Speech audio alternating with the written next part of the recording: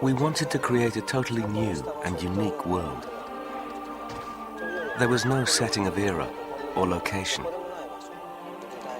Creating this uniqueness was one of the points that we felt stood out in this particular game.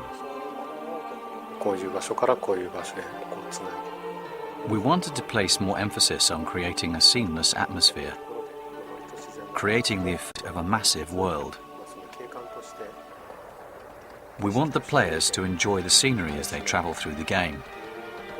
That was our biggest aim when creating the landscape.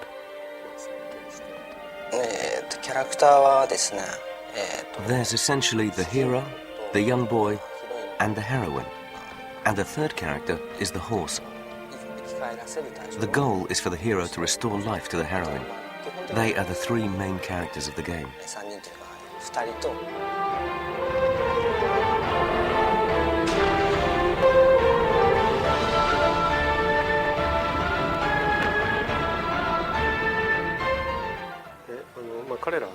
By far the biggest stars of the game are the colossi.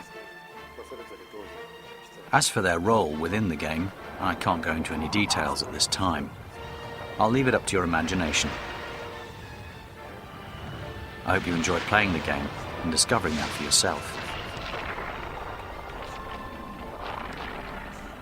The original concept for the colossi came from Fumito Ueda, the director. He said he wanted gigantic monsters. So after a lot of debate as to whether they should be an animal or a machine, we collected a lot of base material and images. Everything from the motion of cars, to industrial equipment, to hydraulic presses.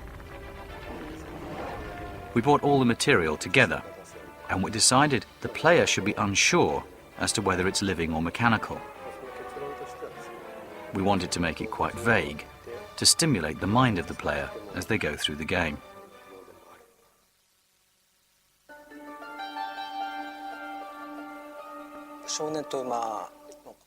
The concept came first from an on-screen perspective of the human frame and the frame of the horse, comparing different size, height, girth, and so on. So that was the aspect we focused on initially.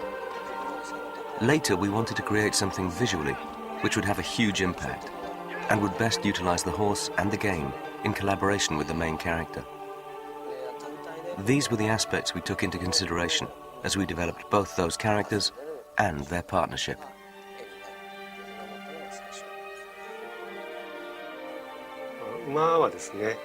Our modeler and designer created a mock-up of the horse.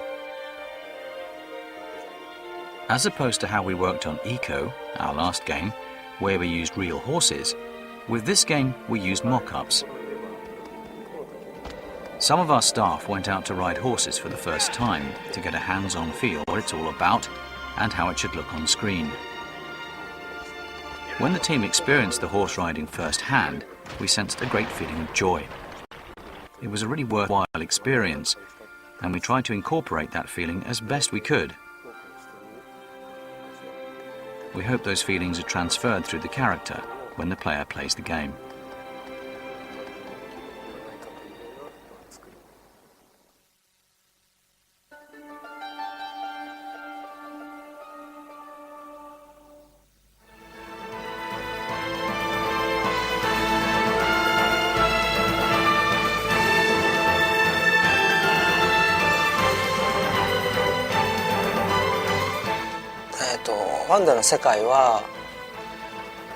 The landscape of the game, in physical terms, would be comparable to somewhere like Tokyo.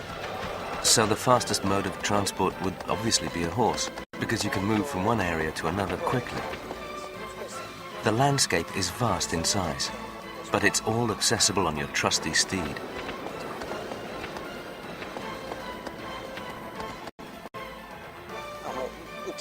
The journey to track a Colossus is far more entertaining than simply having boss characters come out one after another. Although that form of game is and acceptable, in the environment we created, in shadow of the Colossus, with the picturesque landscapes and so on, the intention was to incorporate the journey as part of the game to entertain a broader audience.